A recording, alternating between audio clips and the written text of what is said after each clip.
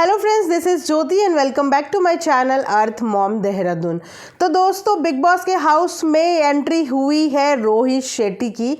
और Rohit Shetty big Boss के अंदर कंटेस्टेंट को उनके नेगेटिव पॉइंट्स बताते हुए नजर आए, लेकिन नेगेटिव पॉइंट्स बताने के चक्कर में ट्रोलिंग का सामना करना पड़ रहा है रोहित शेट्टी को।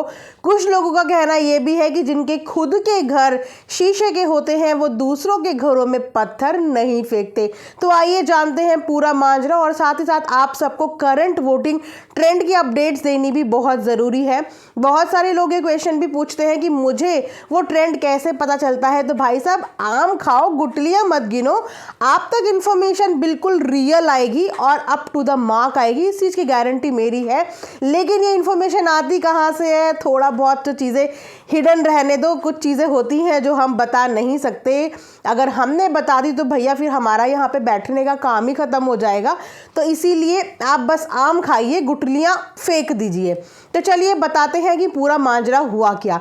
तो रोहित शेट्टी को मुनव्वर फारूकी को उनके नेगेटिव पॉइंट्स बताना पड़ गया महंगा, क्योंकि मुनव्वर फारूकी के जितने भी फैन फॉलोवर्स हैं उन्होंने रोहित शेट्टी के कमेंट सेक्शन में जाके जो धूम मचा दी है, जो हेट की बरसात कर दी है। आप जाके चाहे तो उनका इंस्टाग्राम चेकआउट कर सकते हैं, चाहे आप ट्विटर पे देख सकते हैं कि किस तरीके से नेगेटिविटी का सामना करना पड़ रहा है रोहित शेट्टी को। तो रोहित शेट्टी जब घर के अंदर गए तो वहाँ पे उन्होंने मुनव्वर की अगेन पर्सनल लाइफ के बारे में बात करी, जिस लाइफ के बारे में ऑलरेडी घर के अंदर कई दफ़ा बात हो चुकी है, जिस पर्सनल लाइफ के बारे में कई दफ़ा हाथ जोड़कर मुनव्वर फारूकी माफ़ी मांग चुके हैं।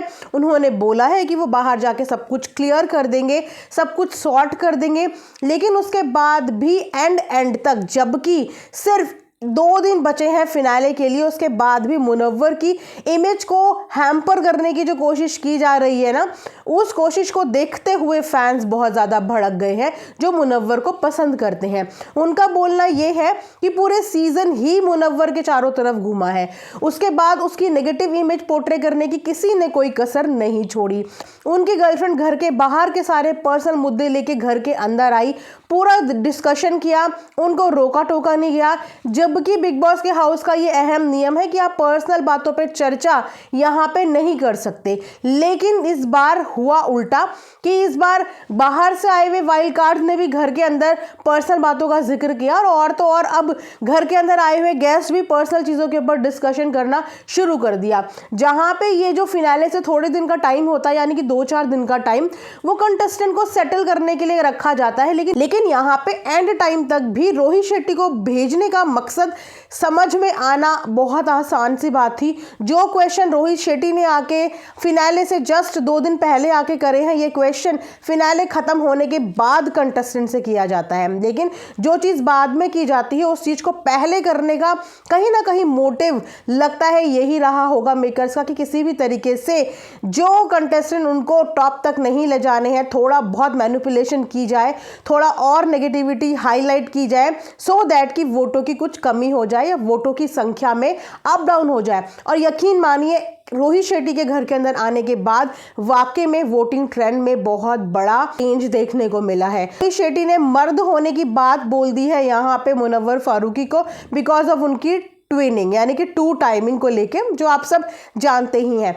लेकिन क्यों बोला गया रोहित शेट्टी को कि जिनके खुद के घर कांच के होते हैं वो दूसरों के घर पे पत्थर नहीं मारते? वो इसीलिए क्योंकि कुछ इस तरीके की न्यूज़, कुछ इस तरीके के आर्टिकल सामने आए हैं जो देख के लोगों का ये बोलना बनता है। क्योंकि उन आर्टिकल्स में कुछ इस तरीके का लिखा है, क्योंकि रोहित शेट्टी खुद अपनी वाइफ माया को चीट कर रहे थे और उन्होंने पिछले साल उनको छोड़ने का ऑलमोस्ट फैसला भी बना चुका था। किसके लिए?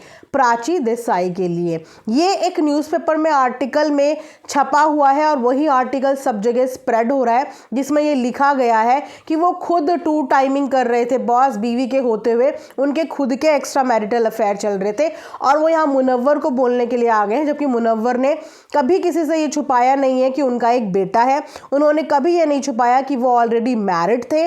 उनकी तो ज़िंदगी खुली किताब की तरह है, हर लड़की उनकी लाइफ में जो घुसती है उनको उसके पास्ट के बारे में पता होता है। अब लड़की की कॉल है कि वो उनकी लाइफ में रहना चाहती है या नहीं। लेकिन फिर वहाँ पे साथ देते हुए नजर आए करण कुंद्रा, क्योंकि रोहित शेट्टी के जाने जाने के बाद बिग बॉस के हाउस के कंटेस्टेंट के कुछ नियर डियर फ्रेंड्स को बुलाए गए, उनके सपोर्टर्स को बुलाया गया, जहां पे करण कुंद्रा का और मुनव्वर का एक इमोशनल बॉन्ड भी देखने को मिला, जहां पे करण कुंद्रा बोलते हुए नजर आए कि यार इंसान ही तो है, गलती हो जाती है ना, माफ़ी मांग ली ना। माफ़ी मांगने वाला अपने आप में बहुत बड़ा होता है। उसने पूरे सीजन में चुप रह के इस गिल्ट को एक्सेप्ट किया। हालांकि डेफिनेटली हर स्टोरी के दो साइड होते हैं, और उन्होंने यही बोला कि मेरे को जो भी बात करनी होगी, जो भी सॉर्ट करना होगा, मैं घर के बाहर जाके करूँगा, यहाँ पे घर के अंदर रह के नहीं करूँगा। और उस बंदे को इस बात के लिए कितना और रुलाया जाएगा या कितना और टॉर्चर किया जाएगा पर्सनल चीज़ों को लेके, जो कि बिग बॉस के घर के अंदर नहीं होनी चाहिए थी। बिग बॉस को सबके अगले पिछले चिट्ठे पता होते हैं, उसके बाद ही वो कंटेस्टेंट को घर के अंदर बुलाते हैं, और घर के अंदर बुलाते हुए वो यही कहते हैं कि इस घर में बाहर की बातें नहीं होंगी, बाहर की बातें बताना अलाउड नहीं होगा। लेकिन इस सीजन ने हर किस्म का रूल तोड़ा है, हर किस्म का रूल तोड़ा है, तो कुछ कहा नहीं जा सकता।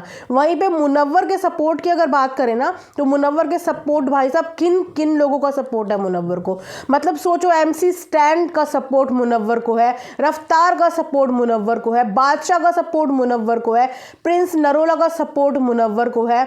तो इतने बड़े बड़े धुरंधरों के सपोर्ट अगर मुनव्वर को है, तो भैया कुछ तो बात होगी बंदे में कि उसको इतने बड़े बड़े लोग सपोर्ट कर रहे हैं। तो अब बात करते हैं लेटेस्ट वोटिंग ट्रेंड की। कल तक का लेटेस्ट वोटिंग ट्रेंड शाम तक का मैं आपके साथ शेयर कर चुकी थी, लेकिन रोहित शेट्टी के आने के बाद जो वोटिंग ट्रेंड में चेंजेस आए हैं ना, वो मैं आपको बता देती हूँ। तो चेंजेस कुछ इस प्रकार है कि अभी भी अपनी कुर्सी थामे हुए नंबर 1 की पोजीशन में मुनव्वर ही डटे हुए हैं, और मुझे लगता नहीं जिस कदर लोग उसको सपोर्ट कर रहे हैं, मुनव्वर को नंबर 1 से कोई रिप्लेस या हटा भी सकता है। करते हैं बात नंबर 2 की, तो नंबर 2 पे अभी भी बरकरार है अभिषेक कुमार, जबरदस्त टक्कर दे रहे हैं।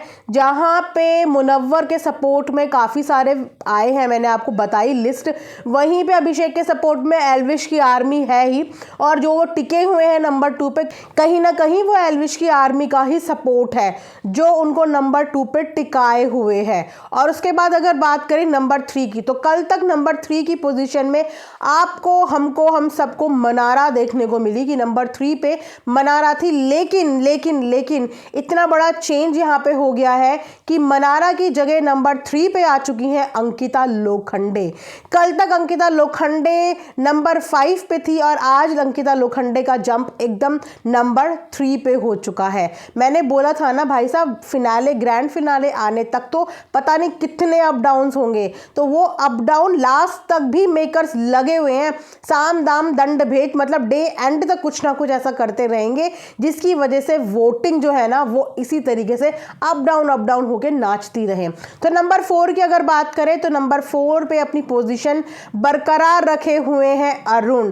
अरुण का कोई भी माइनस पॉइंट रोहित शेट्टी पकड़ ही नहीं पाए, क्योंकि उस बंदे ने बहुत डिग्निटी से ये गेम खेला।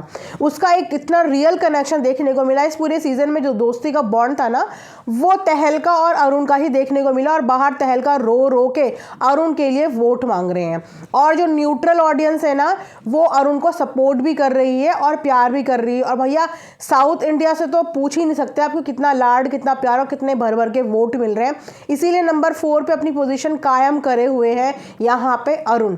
वहीं पे बात करें नंबर 5 की, तो नंबर 5 में जहाँ पे कल तक अंकिता लोखंडे थी, अब नंबर 5 की पोजीशन में आ चुकी है मनारा चोपड़ा। तो ये है अभी तक का वोटिंग ट्रेंड। बाकी जो भी अपडेट आती रहेगी मैं आपके साथ शेयर करूंगी, लेकिन उससे पहले आप सबका ज़रूरी है चैनल को सब्सक्राइब करना। एंड यस, आप लोग भी अपने टॉप 5 अपने हिसाब से रेटिंग करके कमेंट सेक्शन में ज़रूर बताना कि आप किसको नंबर 1 पे देखना चाहते हो, किसको 2 पे, किसको 3 पे, किसको 4 पे और किसको 5 पे। Thanks for watching earth mom Dehradun.